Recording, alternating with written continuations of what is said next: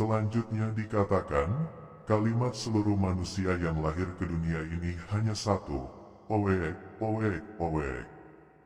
Kata dan anggapan kita, itu adalah tangisan bayi, sedangkan bagi mereka yang melihat dengan nyata, itu bukanlah tangisan, melainkan cara bayi menyatakan siapa dia dan dia bersama siapa. Kalimat yang memiliki makna sangat dalam, di mana tangisan itu terdengar seperti berkata owek, owek, owek, tetapi sesungguhnya itu adalah kalimat huwa, huwa, huwa. Kalimat huwa ini adalah perkawinan, pertemuan atau penyatuan huruf alif dengan huruf ta mardutah. Dikatakan pertemuan dua huruf, sedangkan pemaknaannya adalah saat ayah dan ibu kita saat bersatu keduanya, tak ada kalimat yang mampu keluar untuk menggambarkan penyatuan itu selain yaitu kalimat yang menggambarkan keadaan, di mana saat itu, rasa menerima rahasia.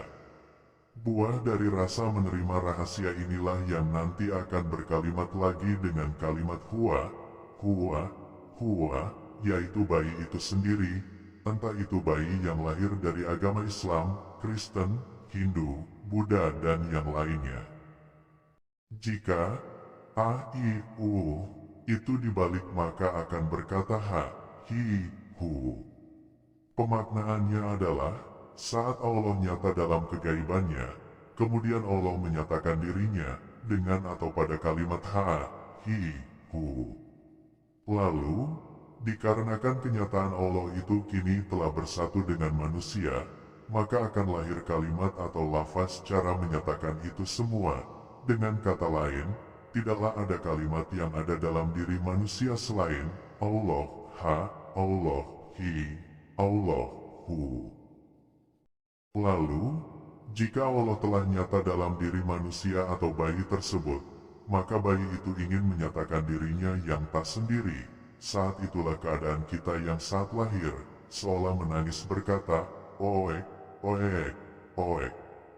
Padahal sesungguhnya, saat itu kalimatnya adalah huwa, huwa, huwa, yang memiliki makna, bahwa bayi itu atau kita saat itu sedang menyatakan diri kita tak sendiri, sehingga huwa itu sesungguhnya adalah keadaan kita saat itu sedang berkata, ini dia, ini dia, ini dia. Siapakah dia yang dimaksud bayi itu? Tidak lain adalah Allah Azza wa Jalla, yang telah sempurna bentuk dan rupa tempatnya di dunia. Kemudian Allah bersemayam pada tempatnya, atau bayi itu. Jika kita simpulkan, kalimat kita semua saat baru lahir sampai waktu ajal menjemput adalah sesungguhnya kalam Allah, maka kalimat huwa, huwa, huwa pada diri kita semua sewaktu bayi itu memiliki makna, bahwa sesungguhnya Allah lah yang berkata dan menyatakan dirinya, dan kalimat, ini dia, memiliki makna, ini aku, ini aku, ini aku. Dasar inilah, kita wajib bersilaturahmi saat ada sanak famili, handai taulan yang melahirkan, kita memang melakukan ini, tapi kita beri tiket untuk membawa makanan, minuman, buah-buahan, kemudian asyik bercerita, tertawa bersama, tanpa pernah mengingat asal kejadian kita yang pernah di posisi bayi tersebut, guna mengingat dan mengetahui sejatinya diri. Dikatakan bahwa bayi itu adalah tempat Allah nyata, tentu bukan Allah secara penuh, melainkan zatnya, sifatnya, asmanya, af'alnya yang telah mengikat diri kita. Pernyataan bahwa zat, sifat, asma, afal mengikat diri kita inilah yang dimaksud oleh Allah bahwa manusia itu ada dalam genggamanku. Artinya, kita tak mampu berbuat apa-apa, berkata apa-apa dan lain-lain, sebab yang berbuat, berkata, melihat, mendengar dan lain-lain, sejatinya adalah zatnya, sifatnya, asmanya, af'alnya yang nyata dalam diri kita, tetapi kitalah yang buta dan lupa, sehingga kita merasa, kitalah yang ada, kitalah yang berkata, berbuat, melihat, mendengar, dan lain-lain. Kalimat huwa ini pun ada pada binatang spesial, yaitu binatang-binatang malam, seperti serigala, anjing, yang mengaum saat tengah malam, sepertiga malam, dan akhir malam. Kita sering mendengar saat malam, tengah malam dan akhir malam, hewan ini berucap huwa, namun karena dia hewan, kalimatnya terbalik menjadi au. Coba perhatikan dengan seksama, lolongan binatang malam pasti berucap au dengan sangat panjang, tapi keadaan diri kita saat itu justru takut, merasa ada sesuatu yang mengerikan atau yang menakutkan, padahal binatang ini pun sedang menyatakan pada saat tengah malam, sepertiga malam dan akhir malam Allah sedang nyata, bahkan turun sampai langit pertama, sehingga saat dia mengaum sebenarnya sedang menyatakan, kemudian mengajak, memanggil kita yang sedang asyik tidur, untuk bangun untuk ikut menyatakan Allah di tengah malam, sepertiga malam sampai akhir malam yang kini telah bersama kita. Kesimpulannya adalah, seluruh kalimat di dunia ini yang menyatakan Allah nyata adalah tentu kalimat ini memiliki makna sangat dalam sehingga perlu kita terus menuntut. Asal-usul kalimat ini, maknanya seperti apa jadinya dalam diri kita, bagaimana cara kalimat ini diriadohkan, apakah mentah diriadohkan dengan ikut berkalimat sebab telah kami katakan bahwa kalimat dan adalah gambaran keadaan, saat huruf alif bersatu dengan huruf ta mardutah, atau keadaan bapak dan ibu kita bersatu, dikatakan juga saat itu adalah gambaran keadaan saat rasa menerima rahasia.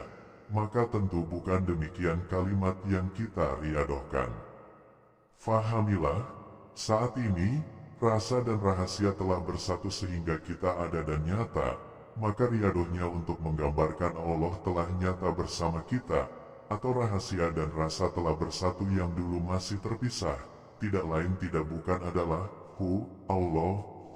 Allah. Dari kenyataan riadoh kalimat Allah inilah, sehingga disimpulkan satu kalimat rahasia yaitu huwa.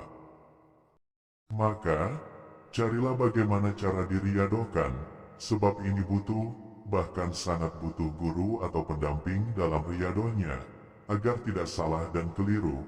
Kemudian setelah mampu, maka kitalah yang dimaksud, yang mampu berucap dalam surat Al-Ikhlas ayat pertama, yang dimaksud oleh Allah, hei Muhammad, katakan bahwa dia, Allah yang satu. Kalimat riadoh itulah yang mampu membuat kita menyatakan bahwa dia, Allah yang satu, dia bermakna aku, maka sesungguhnya Allah berkata, Muhammad, katakanlah bahwa aku adalah Allah yang satu, dan katakanlah dalam diam, bukan berkata-kata, ini pun makna terdalam dari ala fisolati indaimun, atau sembahyang daim, yang tak memiliki gerak, yang tak memiliki suara tapi tak pernah putus. Inilah solat yang diinginkan Allah, yang tak pernah putus, sebab jika solat 5 waktu yang memiliki waktu dan berakhir oleh waktu yang lain itu, sesungguhnya untuk diri kita, dengan dalil, solat itu mencegah dari perbuatan keji, tapi solat untuk Allah adalah solat daim itu sendiri, sebab solat dimaknai doa dimaknai ingat tentu terus-menerus. Dari ingat terus-menerus inilah maka akan nyata kita rasakan bahwa kita bersama, bahkan lebih dekat dengan Allah daripada urat leher kita sendiri. Kembali lagi kami katakan, tentu cara ingat adalah menuntut dengan tekun, dan tuntutan kita harus dalam dan luas, bukan sekedar menghafal atau ikut-ikutan sebab diberitahukan dan mendengar kabar saja. Maka ingatlah kejadian kita yang pertama, janganlah lupa atau lalai dalam pandangan bahwa kita datang dari Allah, maka kembalilah seperti bagaimana datangnya kita, jangan melalui jalan yang salah pada saat kita kembali. Dengan kata lain, janganlah kita kehilangan kemuliaan saat kembali kepada Allah, sebab bagaimana mungkin kita yang datang dari Allah dan memiliki kemuliaan dari Allah, yang lebih mulia dari apapun ini, akan sanggup diterima oleh tanah, yang dimana tanah adalah bagian dari kesempurnaan tapi bukan kesempurnaan sejatinya.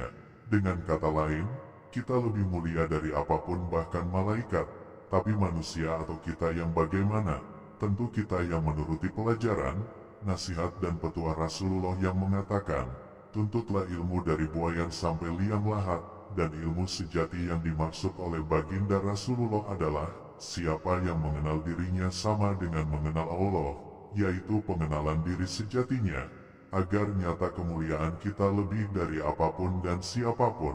Seperti halnya tanah, jika kita lebih mulia dari tanah, apakah sanggup tanah menerima tubuh kita?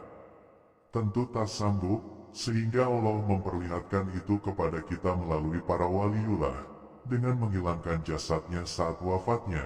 Kemudian setelah itu, apakah ada malaikat yang akan menanyakannya kelak? Bagaimana mungkin demikian?